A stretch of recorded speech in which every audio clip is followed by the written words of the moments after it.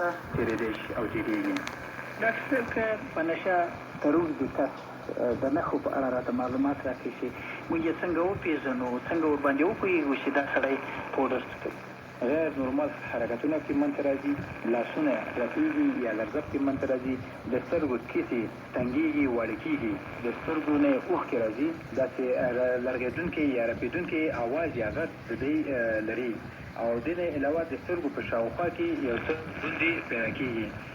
بله غټه مهمه مشخصه نښه چې په دوی کې دا دی اکثره راز نشي ساتلی. که چېرته زموږ ډاکټر صاحبان یا کونسلرانو سره لږ څو خبرې سره وکړي نو دوی خپل راز سمدستي تا ته وایي. دوی همدارنګه مخامخ غاښونه یې ټولو سره خرابېږي. مریض خوبولی وي. لنډمهاله اغېزې به د دې څه وي؟ یعنې که یو سړی دغسې د کمې مودې لپاره یې کاروي پر هغه باندې به یې تاثیر څه وي؟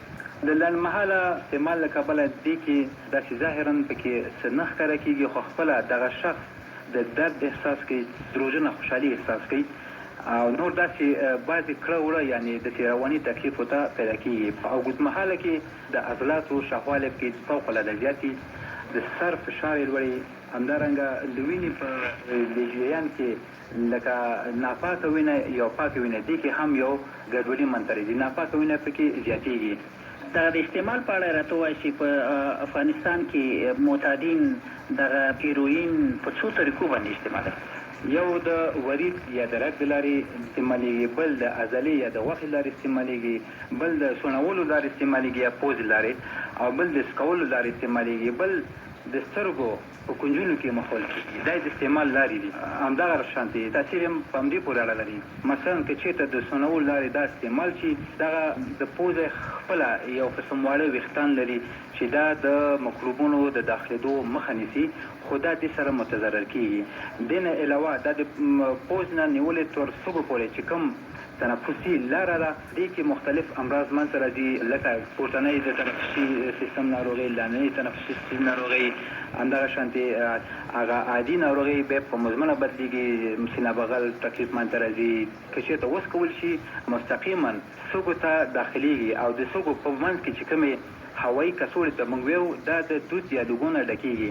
دلته د مختلفو بکټریاوو دپاره یو زمینه یو میډیا جوړېږي چې دغلته بیا کېدی شي چې ټي بي جوړ شي، ټي بي یا لری رنګ دا مرض منځته راشي، یا مثلا یو الرجیک تکلیف منځته راشي، یا مثلا جسم منځته راشي، تنفس یې بندېږي، ډسپینیا چې ورته وایي دا پکې منځته راتلی شي. دې ځای علاوه زموږ دا وینه چې پکې صفا کېږي همدې لارې صفا کېږي، دغه د وینې صفا کېدل هم پکې مختلفېږي.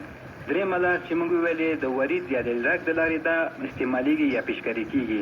نو کله چې د ورید یا د رګ د لارې دا استعمال شي، د انفیکشن یا انتان دپاره لاره خلاصېږي، د بیروني میکروبونو دپاره یو لاره هوارېږي. لاره چې هواره شي، پوستکي لاندې چې کوم نسج یا غوښه یا عضله ده دلته دا متضرر کېږي. چې کله متضرر شي دلته پړسوب، سوروالی، درد، تبه منځته راځي. کومې پیشکارۍ چې دوی کاروي اکثره په ګډه استعمالېږي. دغه پیشکارۍ چې په ګډه استعمال شي، تور زیړی او زیړ زیړی او سپین زیړی، ښه د انتقال یا ترانزیت لارې همدغه پیشکارۍ ده. همدارنګه اچ آی وي یا ایډز هم منځته راځي. څلورمه خبره د عضلې لارې که استعمال شي نو د انعمال ته کېدی شي دانه منځته راشي یا جوړه شي. که ته د پیشکارۍ هغه موقعیت ونه پېژنې نو کېدی شي چې دا د عصبي رګ هم ووهل شي. نو که چېرته ووهل شي اول وایي ګنساج یې مړه کېږي، او چې کله مړه شي نو بس بیا مجبورن چې دغه ښته کړي. یعنې بله طریقه چې موږ وویلې د سترګو په کنجونو کې یا دا کې دا مخل کېږي نو د اوښکو د لارو جذبېږي. نو چې کله دا جذب شي دغلته د انساجو التهاب یا پړسوب درد منځته راځي. چې دا کله درد منځته راغی، التهاب او پړسوب منځته راغی، اوښکې تویوي، د خپله د کسې د سترګو د کسې چې دا ورسره تنګېږي.